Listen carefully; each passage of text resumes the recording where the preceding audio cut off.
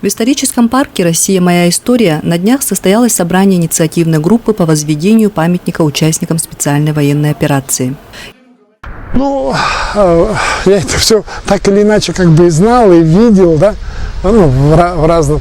Но, мне кажется, ее надо пополнять. И особенно первую часть, почему наши братья украинцы стали такими, надо, по-моему, больше приводить сюда молодежь.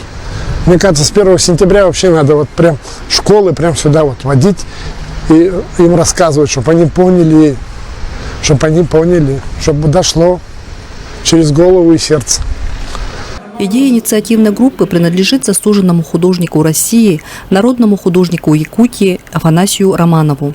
Он изготовил эскиз скульптуры, посвященной воинам-якутянам, образы реальных воинов из отряда «Барс». Очень давно уже шла речь о том, что нам необходимо поставить памятник ребятам, участвующим в специальной военной операции.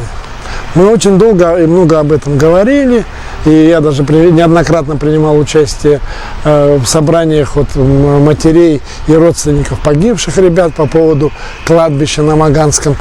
Вот. И тут у меня мой старый товарищ, народный художник республики и заслуженный художник России Афанасий Романов, он мне прислал эскиз своей работы, посвященный участникам СВО, в котором 3 парня наших земляка, русский, татарин и якут, участники Боутер, Барса, которые к нему приходили, и он сделал с ними вот такой как бы эскиз памятника.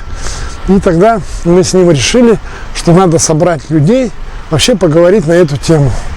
Это не говорит о том, что мы хотим именно этот памятник.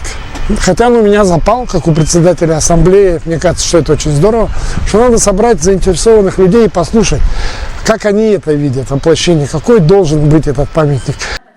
На собрании присутствовали матери и жены погибших воинов, руководители ветеранских, патриотических и других общественных объединений, герой России Александр Колесов. Очень хорошее предложение прозвучало. Их сейчас надо будет обдумать, систематизировать и начать над этим работать. Привлечь в первую очередь население нашей республики и их мнение, как они видят.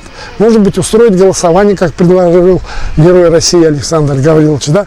Может быть, и надо посмотреть то, что сказал товарищ подполковник, командир нашего ОМОНа, да, который сказал, что может быть, вообще с 1854 года с Якутского полка Севастопольского историю поднять преемственности военной нашей республики.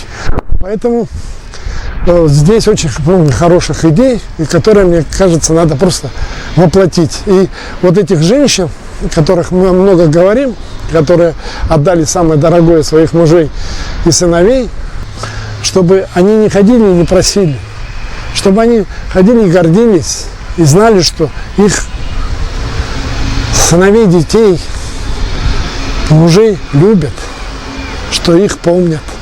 Это наша обязанность.